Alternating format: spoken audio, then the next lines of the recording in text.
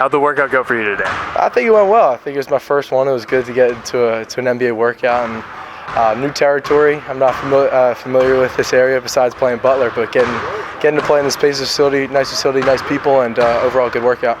What were your impressions of Coach McMillen and the workout he put you guys through today? I think it was good stuff. I think it was just kind of getting into it was all about motor and getting tempo, getting up tempo, pushing the ball out in transition, and getting into some sets in the half court.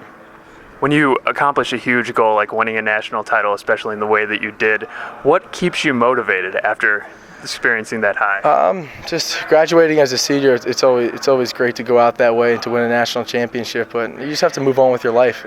That's a moment that's not going to define me as a person. It'll define one part of my life. But I'm not going to just sit back and say, "Hey, look at me! I won a national championship." I'm going to have to do something else in life, just for myself, not just to fall back on that. Just to go out and just try to make money and raise a family.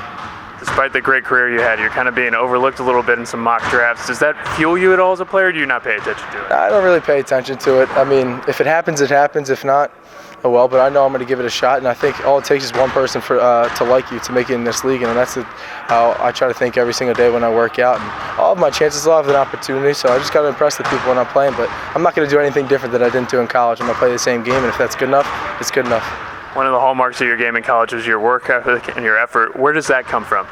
I would have to say my parents. Just my mom worked 2 jobs always, and my dad worked a full-time job too. But I think he was a football player. Played with Howie Long, who's an NFL Hall of Famer at Villanova. So I think just a tough football mentality, and I love contact. So I stopped playing football right before high school, but I try to continue to have a football mentality on the floor. Is there a player or two in the NBA that you might model your game after or want to follow that path?